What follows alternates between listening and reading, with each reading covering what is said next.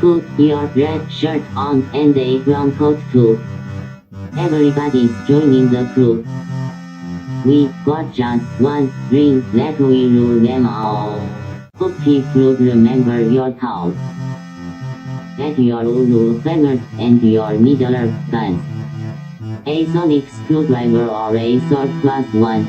Use Valerian steel if it will get you to come. To the pit tank. To the pit tank. The Rocky Mountain pit tank.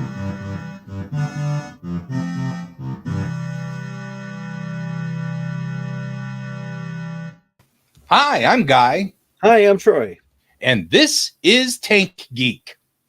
your flippity floppity size podcast, because Guy didn't catch it the first time, and I Nope. didn't catch it the first time. But I caught it when I said the name of our podcast. Right. So today we're going to talk about Hexacon, I The think, con of hexes. which was actually kind of fun. I have a battlefield report, which was a lot of fun, and Yeah, you blew up tiny spaceships. that was a nail biter of a game. All four of us, because the kiddo played too. All four of us made it out of there with 1 hit point each. I think Kevin actually had 2 hit points, but we were, and there were 6 Gem Hadar ships on the board, and they were all after us. It was a brutal fight, and at different points, both Jackie and I were like, "Oh, we're not going to make it. I'm going to die. Oh, he's going to die. Oh, he's going to die. Oh, she's going to die." I mean, like, I was sure all of us were dead at some point. It was such a nail biter. What a good game. That was a lot of fun. So, for those who don't know, this was Star Trek Attack Wing, and they have a new version out now that's cooperative. Alliances, I believe it's called. It's called Alliance. So, yeah. So we were all, it was 4 of us that were on the board. Kevin, Jackie, myself, and my child, my offspring. And we had 4 Federation ships versus, at the beginning, 4 Jim Hadar ships. And then on turn 6, 2 more come into the fight. And then on turn 8, the two ships that were in worse shape disappear and reappear at full health at the end of the board to come in again for reinforcements. It was actually really funny because the rules say add 2 more ships. If you don't have 2 more ships, take the 2 that are in the worst shape.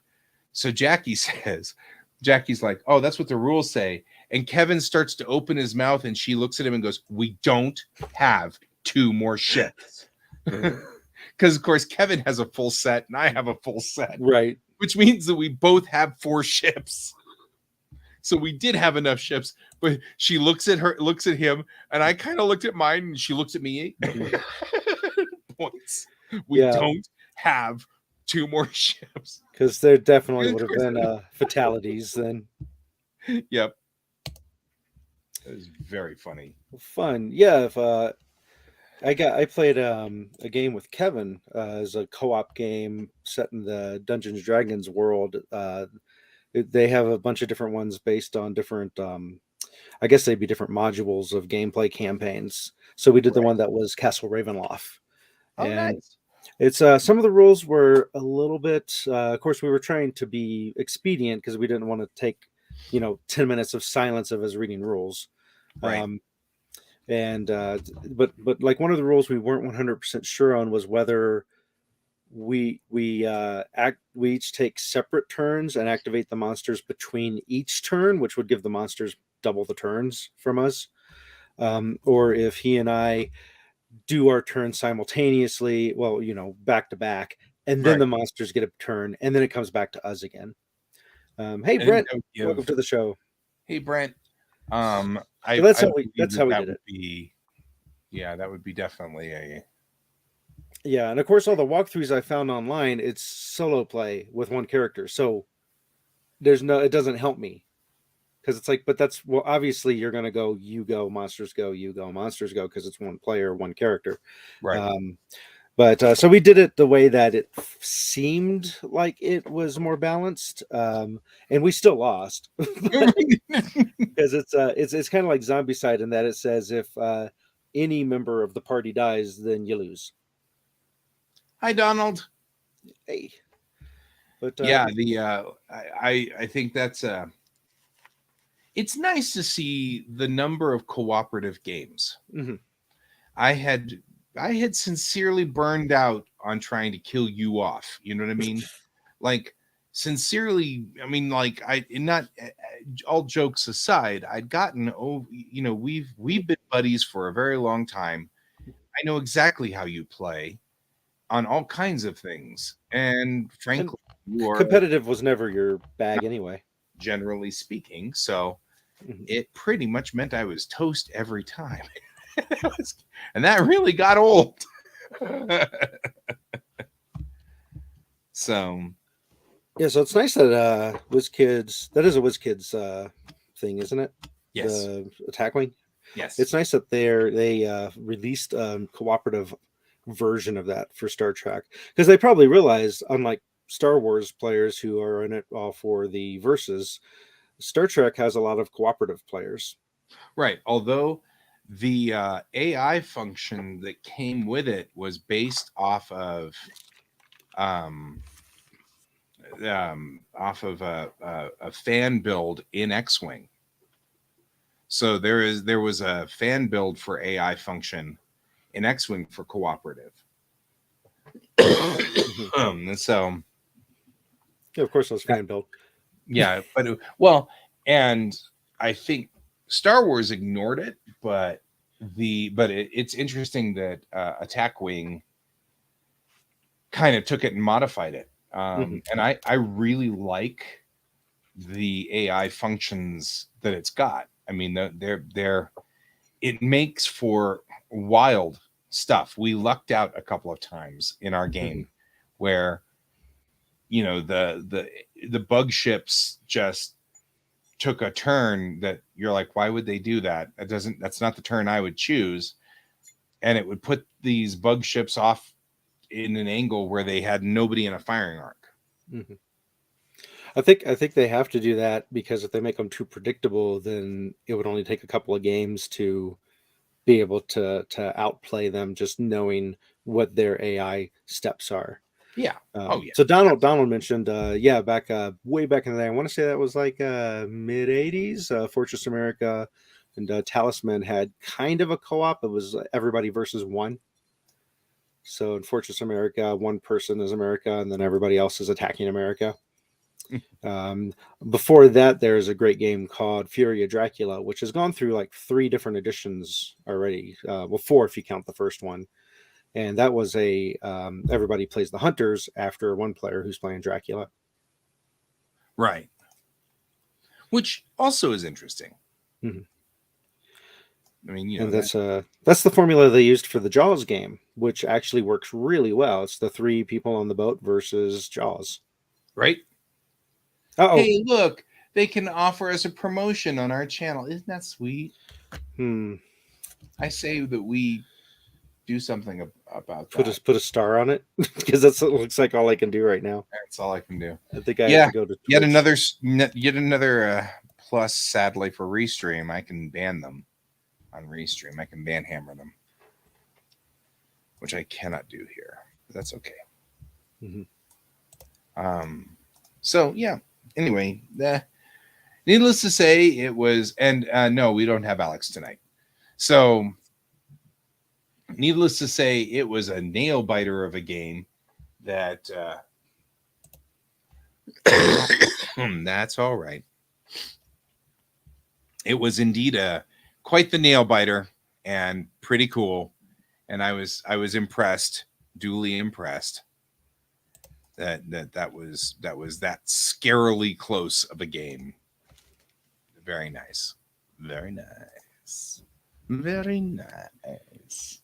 So, all right. So you were then. Mm-hmm. Yep. You were So, playing. and then I also took advantage of their auction that they had Friday night, which was the first time I'd have done anything like that. So Hexacon has you could call it a charity auction because portion of what you sell goes to Hexacon, which is a charity. And so that was kind of cool, getting some space in my basement and getting some games that I haven't played to people who will hopefully play them. Right. As to whether they've saved the astronauts in the ISS, I haven't heard anything. I heard that we had a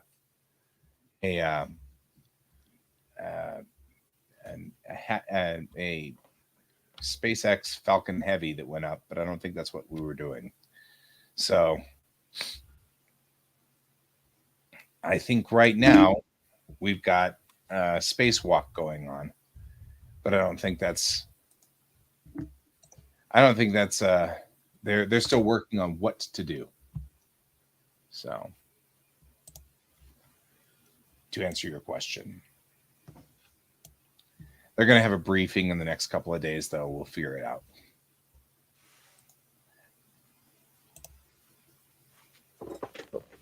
It looked like nope, they didn't do that. Yeah, but there is question as to whether they can run a Dragon for it or not. So there's, yeah.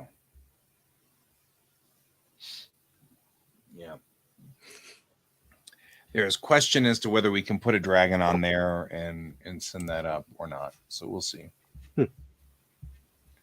Anything could happen, I guess. So, yarp. That is that. Interesting. So, so the thing that I found interesting mostly about Hexacon is how it still captures that cozy feel of a convention as opposed to the overwhelming commercialization of conventions. Okay. Because Denver Comic-Con, 5,000 people or whatever, don't know anybody there. You're lucky if you run into a cosplayer, Whereas this, you're going to run into almost everybody that's there. But that comes from the days of going to conventions that were more con family. And the con family you didn't have to be part of staff to always see everybody. You could actually be an attendee and see everybody. Yeah.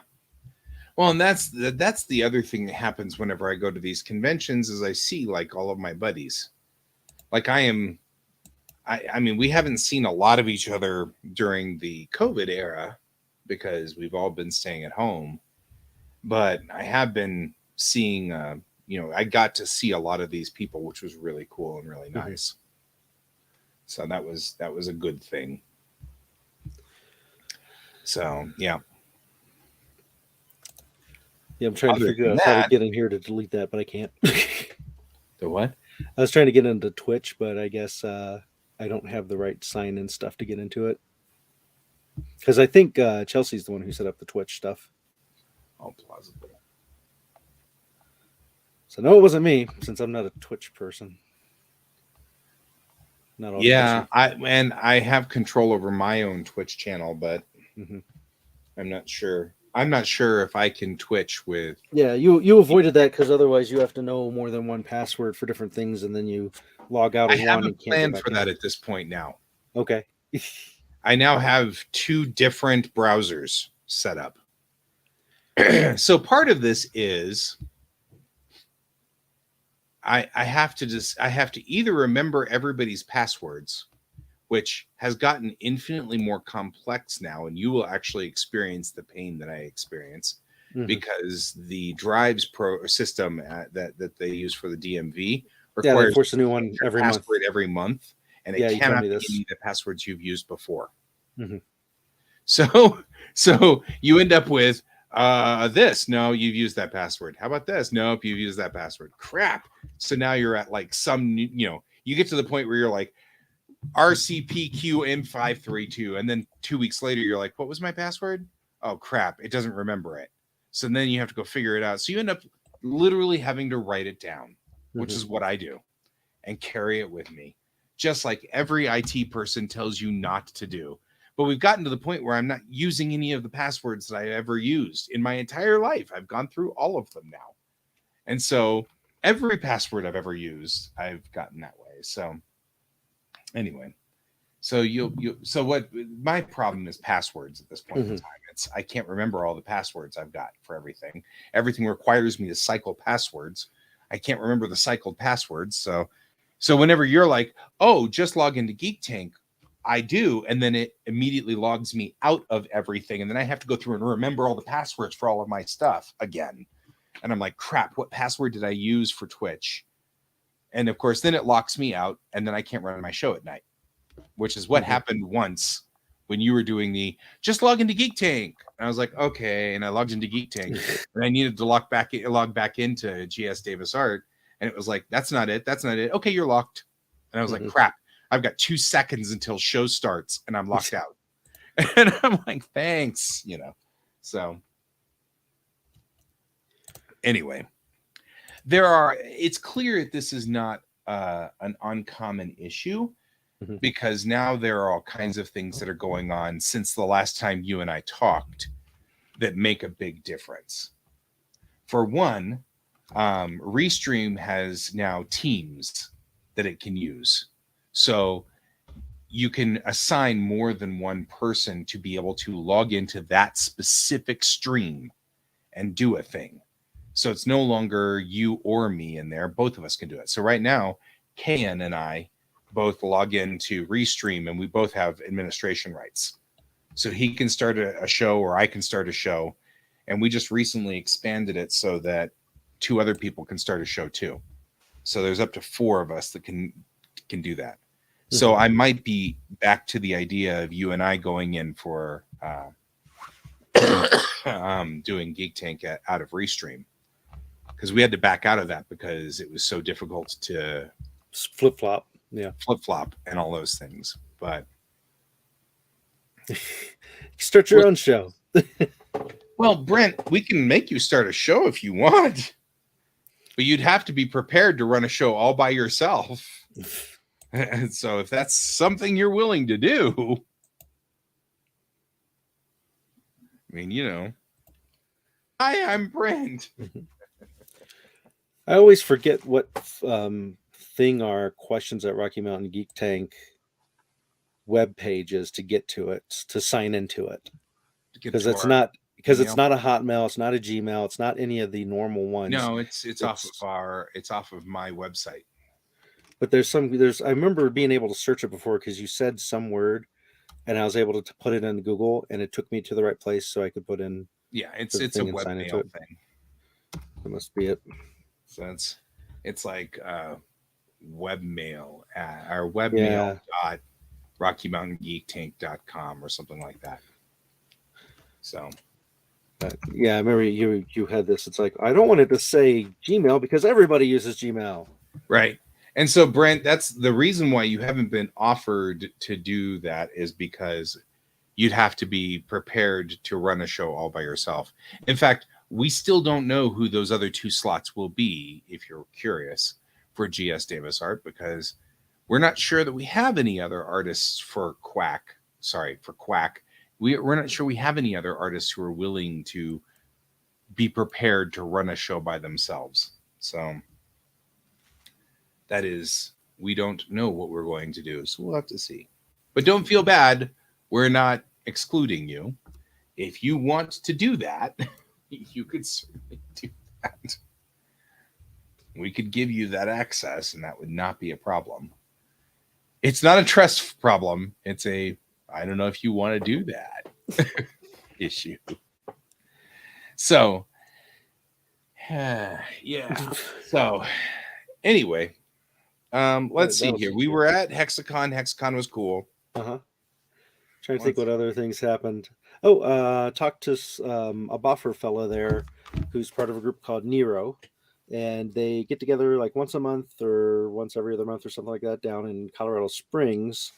And I told him I had mentioned it to you because I thought it might be kind of cool to go down there and take like the GoPros and like hook them up to our chest or whatever, and do like a first person perspective of what a LARP is like. Yeah, Nero. Nate used to be part of Nero. Nate with Geekway Homes at www.geekwayhomes.com. He actually was with Nero, and I believe that his kiddo is still with Nero. Huh. And so Nero is I talked to a bunch of the people who were with Nero at one point in time. I believe we even did interviews with people from Nero. I don't know if it was Nero, but it was like some Jedi foam place. No. Okay. No, because it was Chelsea's like first interview, and I believe it was at a Malcon, and I remember we were in the restaurant, which was empty, and everything was folded up. Like, it was very strange. The problem with Geek Tank is we are actually legitimately coming up on 10 years for Geek Tank. Yep. This is our 9th year of Geek Tank. So now I'm like starting to do all of the thought processes of where the heck were we? We'll have to figure out something special for 2024. We'll have to look up when our first broadcast was and do something with that. Yeah, it was August of 2020 or 2014 was our first broadcast. So when we hit August of next year, that's going to be our 10 years of running Geek Tank. Which is interesting because I'm still pretty into this. This is kind of fun still. I mean, like, I would not have thought that would have been true because I'm an ADDer and I run out of interest and okay, I'm leaving now. It's a matter of, well, I'm over it. Well, our format is very ADD, so yeah. I think it manages to keep you on with that. Yeah, I think they are. And then there's also we got offered from the folks who do the Spyglass game stuff. They have a new game that they have coming out where you start off as like a small baby dragon, and then turn into and you're trying to become like a bigger dragon, and you develop infamy as you're doing it, which causes the village and the king and them to send out more people after you. So it sounded kind of interesting, but there's an offer for us to go play it and like videotape it kind of thing. I love that plan. So yeah, it's a good plan. It involves dragons. I'll make dragon noises the entire time, and you'll hate me as usual, as expected. Well, only when it starts to get in the way of the game. Right. And it's like, we should be playing the game now. But I'm busy making dragon noises. You're like, yeah, I remember playing a vampire game as an actor. I wasn't one of the players, but I was one of the NPCs there to cause them trouble. Yeah. Yeah. Yeah, that's a thing. Sparkles the vampire. But yeah, that happened. They had that there. I didn't actually get to see any of the LARPing because apparently Sunday was like the day that 2 of the 3 LARPers that were supposed to be there didn't show up, and so it was just the one guy. So Kevin and I talked to him for a while, since it's kind of like he's down here in the dungeon all by himself, looking really bored and sad. We should entertain him for a while. Yeah, you kept him busy. Yeah, let's see what else. I mean, because all I did was talk to Kieran Games. Kieran Games at www.kieran. We're like 5 minutes away from it. Net. No, it's Kieran.net. It's Kieran.net. Don't get it wrong. I was actually talking to him, and I was like, we peddle you every show, and I was like, but I don't think we give anybody any way to contact you. And he's like, that's all right. I just want to see them at the conventions. And I was like, okay, but I could get, so he was like, well, you can tell them that I'm at Kieran Games, Kieran.net, because apparently he tried to get Kieran.com, and some company in China stole it. So they're trying to sell it back to him for $1,500. Jeez. Nice. So he's like, I'm not paying that. It's not worth it. No. So Karen.net, which is where he is. So Yep. I was like, I'm not giving anybody any way to contact you, and I feel bad. So if you need to contact Karen Games, and he's a good guy to contact, you want to go to Karen.net. So, and then Geekway Homes, which I didn't see there, which is interesting. No, I didn't see them either. So I don't know what's up with that. I did see a Braxis, which was cool because I love Red. Yeah. Red's pretty cool, and he and I get along. Sea of War looks like it's going really well. Sea of War is going really well, which is a black clone, which is funny, not intentionally. It was a totally unintentional. It totally fills in my belief that sometimes things just happen. I've never seen the mechanic in my game ever in any other game until Sea of War, and then that mechanic, he's got the same mechanic. And we've never talked to each other. We've never communicated with each other. He's never seen my game, and I've never seen his. And I was just so fascinated by that. It was so cool. The big difference is he's using dice. Yeah, which I don't use at all. Right. But that's okay. I mean, it's fine. I've got it. Actually was probably the best thing to happen to me because I had been very protective about it and stuff like that in my game. And the truth of the matter is that I'm not that protective anymore because now it's the mechanic is out. The thing that was secret in my game is now out in the real world. And so I don't need to worry about it anymore. So anyway, I think it's cool. Yep. And he's doing custom dice. Yes. I hope he takes my advice. I hope he does because I think he would make a killing off of that. And I'm not going to say anything because I don't want to give away the secret in case he does use it. Because if he does use it, then I think he'd make a great, I think he'd do a lot. So anyway. Yep. Let's see. I don't think I saw Dustin. And if I did, it might have been... No, yeah, I did see him. Either. I did see him. He was at a table playing a game and I didn't want to bother him. So he was there. I just didn't get to interact with him. Yeah, we'll need to talk to him at some point because he does want to discuss stuff for Geek Tank, but I'm not sure exactly what it is that he's after. So, I saw. He was there with Last Game Board. That's why. Oh, okay. I saw Last Game Board there as well, which I love. Last Game Board. That is one of the coolest things that has ever cooled. I'm just saying.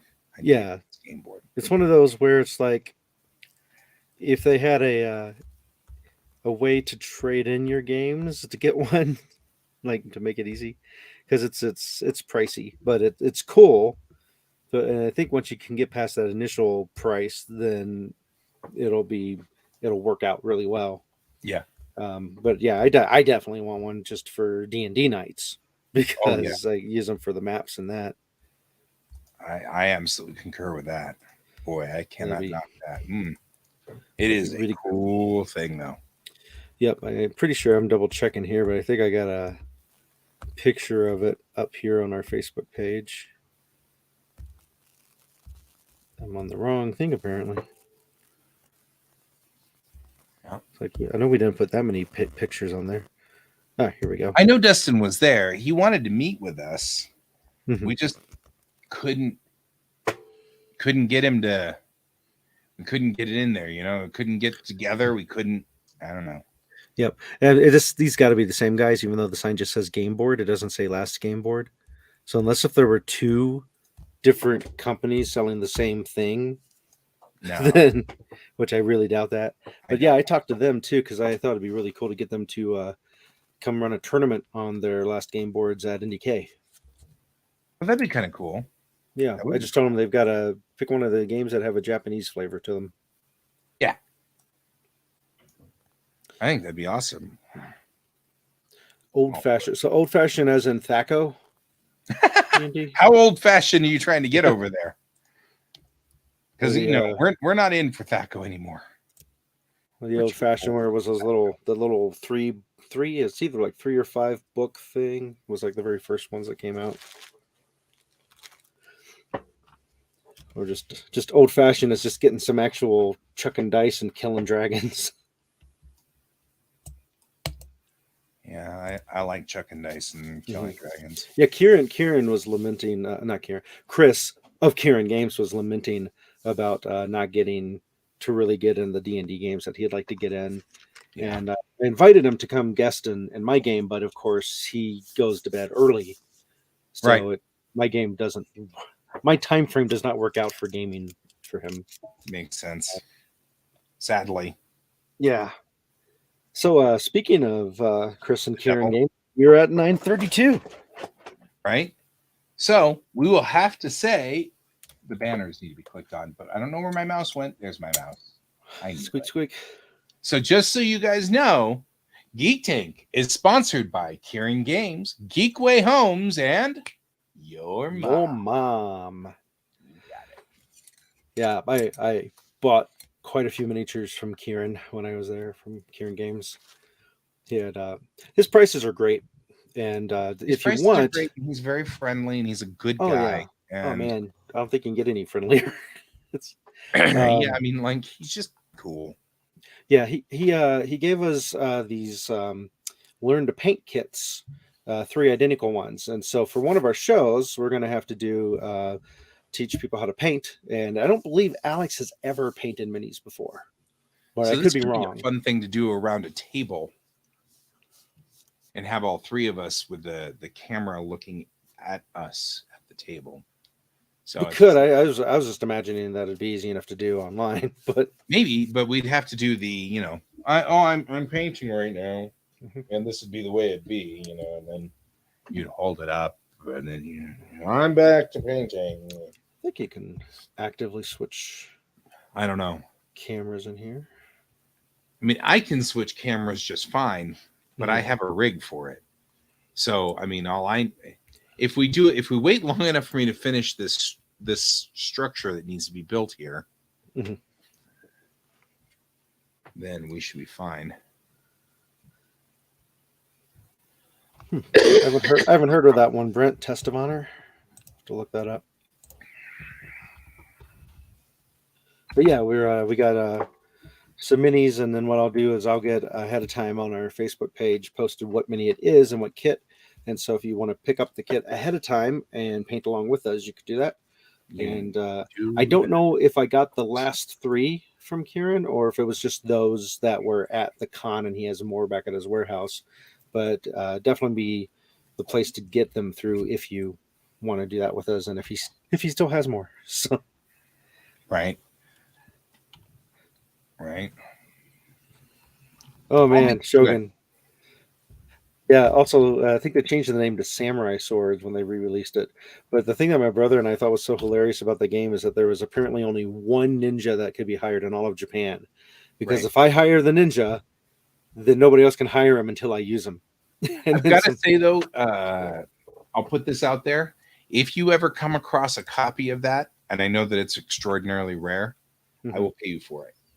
Because of the 3 of the big 3, I have 2 of the big 3. I have Fortress America, I have Axis and Allies, but I do not and have never had a copy of Shogun. So if you ever come across it, I will pay you.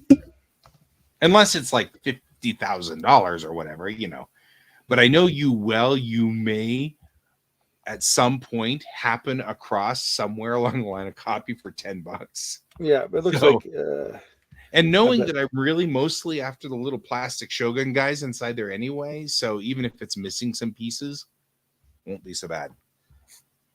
Yeah, it looks like it's $100 on eBay, like $85.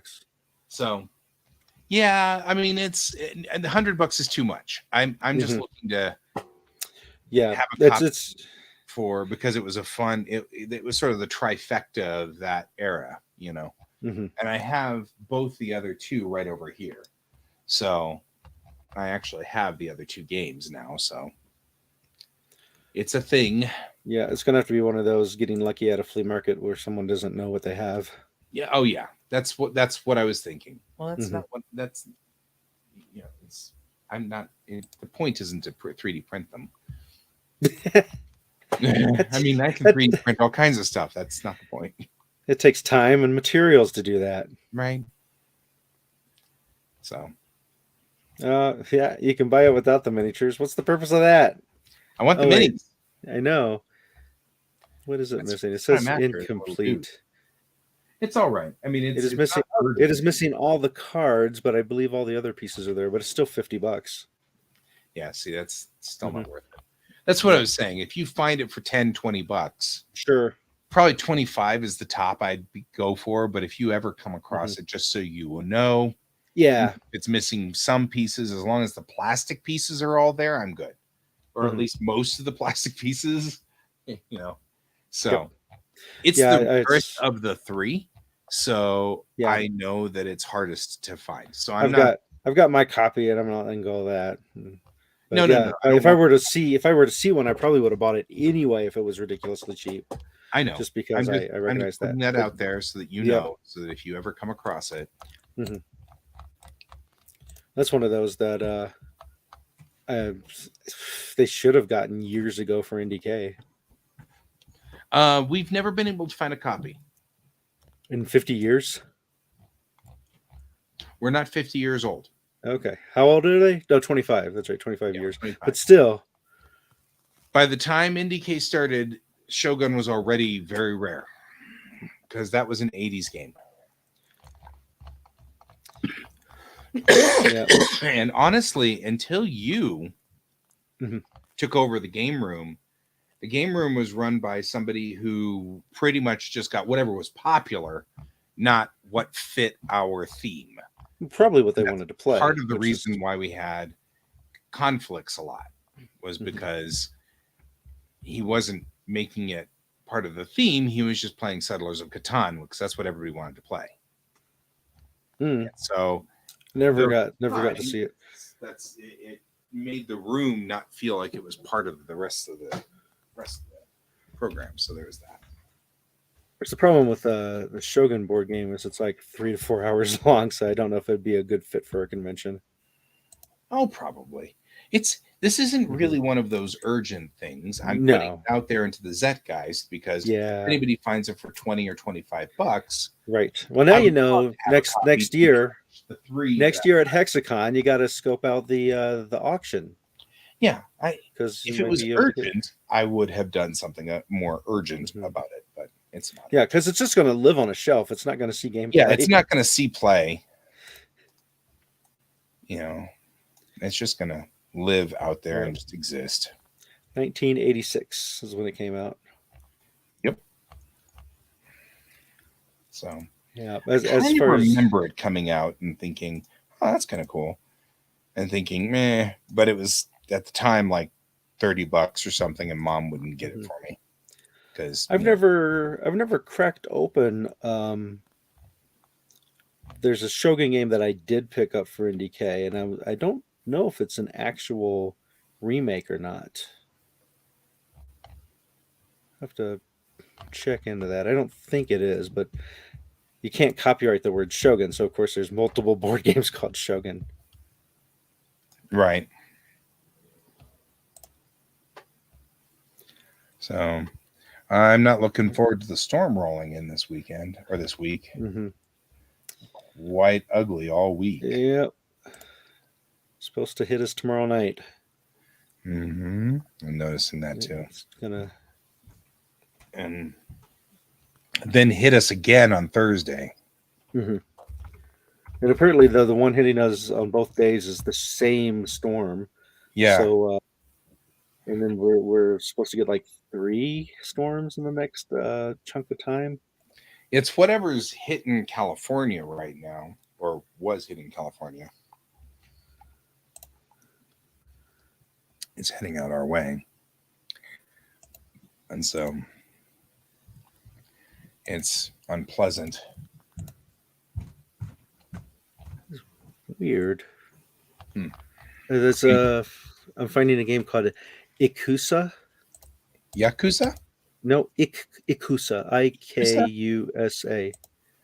Okay. And it's but it's clearly Shogun. Okay. Interesting. Oh, here we go. Shogun / Samurai Swords is the latest game in the original Milton Bradley Game Master series. It was later released by HAH under the name Ikusa. The game focuses on the chaotic feudal blah blah blah blah blah blah blah. So it is the same game, just a different name. So it probably has all the same pieces and everything too. Which means if it was re-released, it's probably cheaper because it's not about the collector item aspect of it. Right. Interesting. Which might be. That might be. But it got a 7.0. That's a pretty high rating. I don't remember the gameplay being all that great, but I was 10. Right. Well, I mean, like, and that's the other thing is I still think that at some point you and I should play like Axis and Allies, because I think only you and I would ever play Axis and Allies. I think Tara would, if she could carve out the time, but because she's the only other person I know that's played it. Yeah, right. That's my thought too. But yeah, I think that'd be fun. Mm-hmm. I think we should film it too. Whenever we, I don't know if there's enough film. Right? There's not enough film. We've run out of film in all of the world. We tried to do an Axis and Allies game. Yeah, that sucks. Mm-hmm. That's what I was. If you know, you know. So you guys tried to play Axis and Allies. They've got other Axis and Allies expansions that are interesting too. Like they're like very specific campaigns, expansion and stuff like that. Mm-hmm. Well, there's some ridiculously large version of it too, and I'm not talking about the miniature version of the game, but I remember at some conventions somebody had a 8-player table set up that was like the size of 2 pool tables put together, and then 2 more pool tables turned the other way put together. So it just looked insanely complicated and long. Right. Yeah, that's what I was thinking. I mean, I know that I've seen it. Your first real step into board gaming. Yeah. I mean, it's true. It's pretty much where I came from. And it's what started my love of miniatures too. Because I mean, I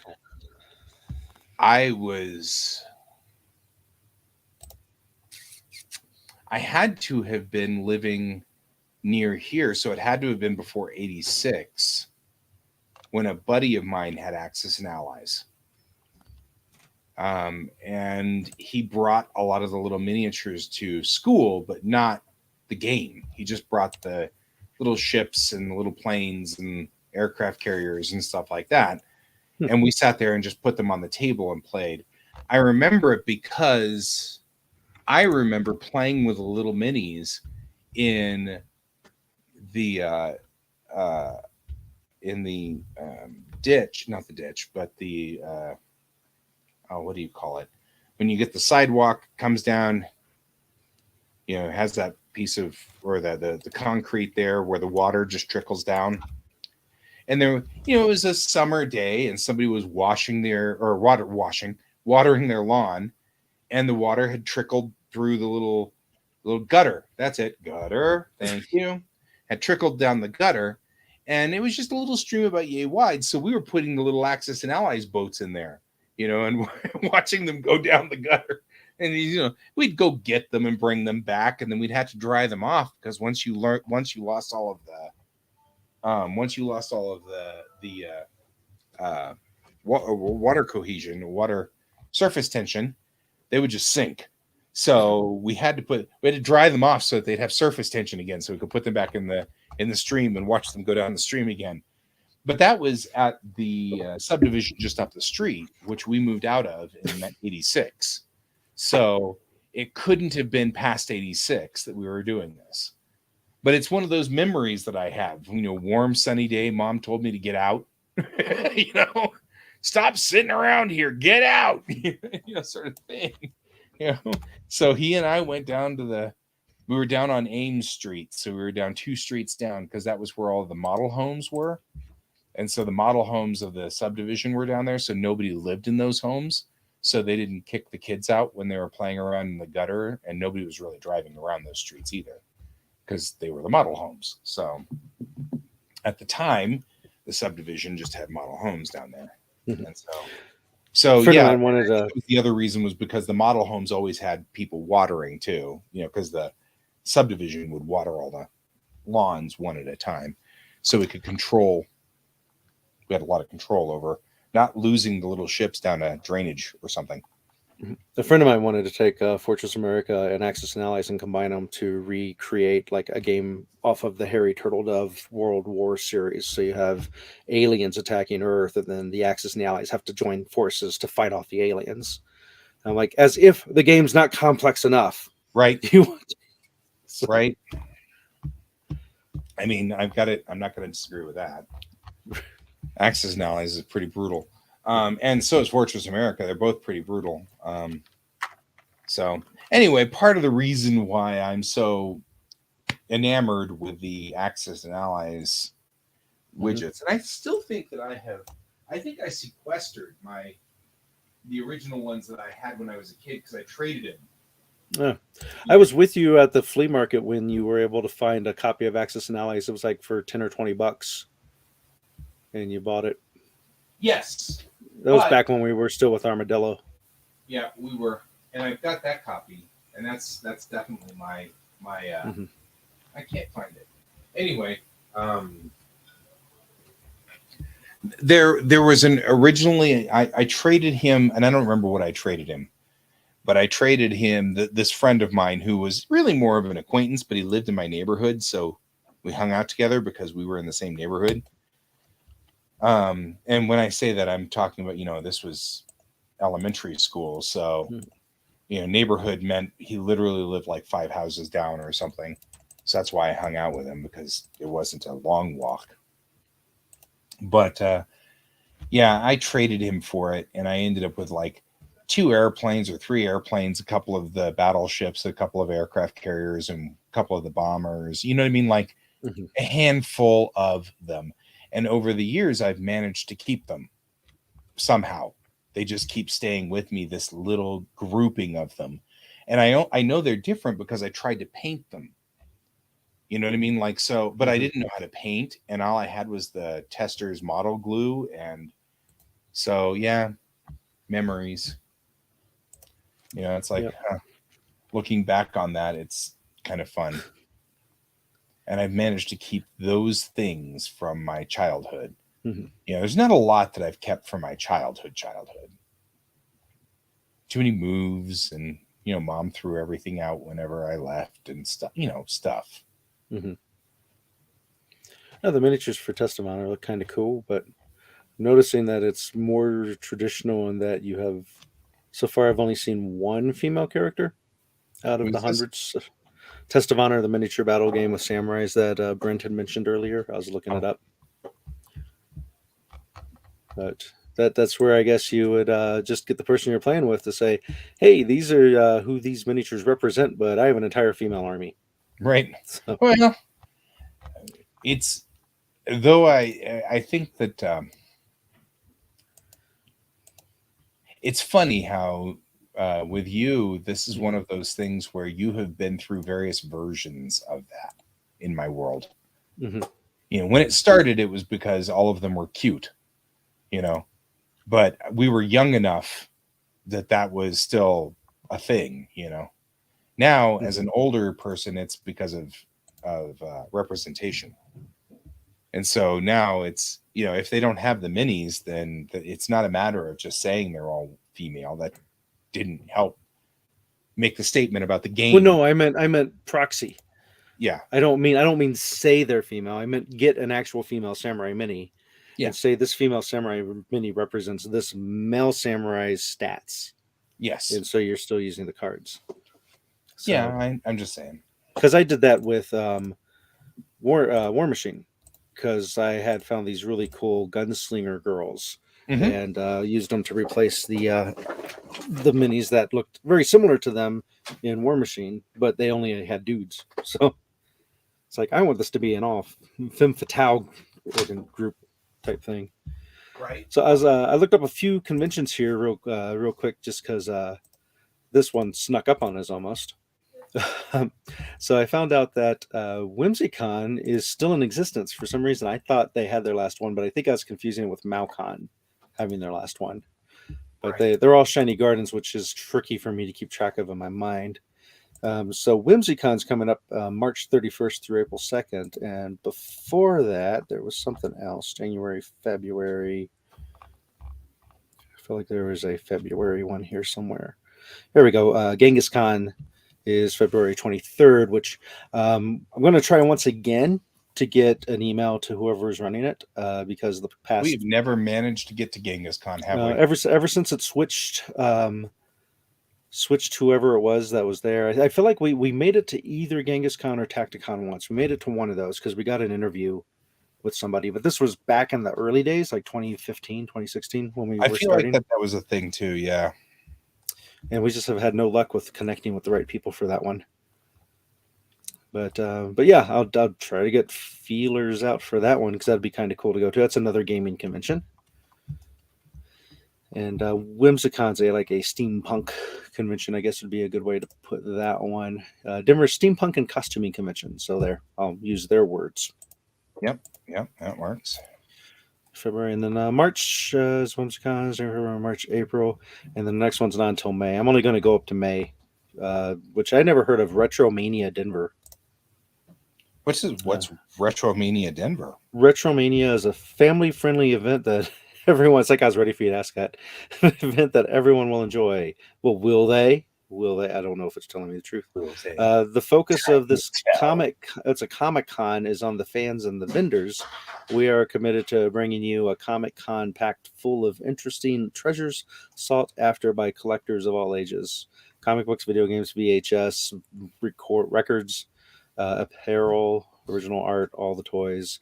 Well, I'm sure I would be surprised if our friend Mo wasn't going to be at something like this. Yeah, because that's all the kind of stuff he carries. And definitely. That's Arapahoe County Fairgrounds in Aurora, May 21st to 23rd, 22nd. So it's a 2-day one, 20 and 21st. So it's just a Saturday, Sunday deal. Interesting. So it's not an overnight, would be my guess. It sounds more like unless you want to be in the fairgrounds overnight, which, hey, some people might. I don't judge. Mm-hmm. I mean, Denver Comic-Con's not overnight anyway, is it? Right? Because they closed down the convention center. You can camp out in front of the Comic-Con too if you want. I don't judge. Yeah, with all the other people that are going to get round up and sent away.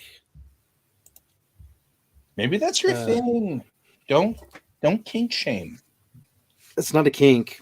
It's a way of life. You know darn well that we don't kink shame in this group. just saying, we don't. I'm not shaming if I'm saying that you're going to get arrested. Sometimes that's a kink. Like I said, I don't kink shame. Then they should do it. They should go lawyer and get arrested if that's what they want. So that works for me. Interesting. In any case. Yep. So I actually have been thinking about compiling all of these conventions for us, so that we can at least have sort of and next week is this geeky thing, and next week is this geeky thing, and this geeky thing, and so yep, Paint-a-Palooza. I've never painted a palooza. No, I'm sure that there's a couple of paloozas that you could paint easily if you wanted to, really, but you have to get down to try to figure out how to paint a palooza. Becomes a thing,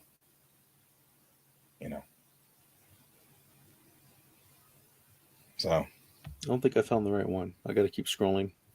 KCMO always sounds like a radio station call sign to me, because I know what he's saying. He's talking about Kansas City, Missouri, but it's still particularly funny that it reads to me as a transmission tower. Call wires for a transmission tower. Yeah, I was really impressed with how Reaper Miniatures did their ReaperCon and pivoted so amazingly to do online stuff for the conventions back when the pandemic hit. And so you could actually just click on and join in live broadcasts of interviews, panels, demonstrations, and that. And so, I could tell that they were like, this is working, so we're going to keep doing this because it allows people who don't want to travel across the country to our convention to get to be a part of the convention. Yeah. So Paint-a-Palooza reminded me of that because Reaper Miniatures is basically a lot of miniature painting and stuff. Sure. Yeah, that makes sense. So well, cool. Yeah, we don't know if Alex is going to be up for painting next week, but we're going to see him in a couple of days, so we can find out and post. But I think we're probably going to put it off for a few days or a few shows just to make sure we run up to it with enough time to prepare. And that'll give people time to seek out the painting kits if they want to join in on that with us. But you got another show coming up. I got another show coming up in 4 minutes. Mm-hmm. So I'm already rigged over there for that, so it's not that big of a deal. Yeah. Well, but I think we've hit all of our Hexacon convention stuff. Yeah, I mean, really, honestly, Hexacon's a lovely thing, and I really enjoy Hexacon every year. And it's funny because generally speaking, I just go there and all I really do is play the tiny spaceships. But I was so glad that this year we had 3 hours, which is what it takes to play one of these. Mm-hmm. We had 3 hours available to us that we could just sit down there and go after bug ships. And I was into this thing. Yeah, it's a smaller convention, generally a nicer convention to roll at, and I like it a whole lot. So, that works for me. Mm-hmm. And they have a Facebook page. If any of you want to join that, you can stay up to date for next year when it rolls around. So I'd say let's roll out, and you can start your other show early. Really? Yeah, That's by like 2 you. minutes. I think that's so sweet of you. We've gone over before, so let's go under once. Let's go. Dude, I think we've been going under slowly for 10 years. I don't know what you're saying. Well, okay. On that note, that's all the time we have for today. Mm-hmm. I've been Guy. I've been Troy. And this is Geek Tank. And thanks everybody for watching. Love you guys, and thanks for the interaction.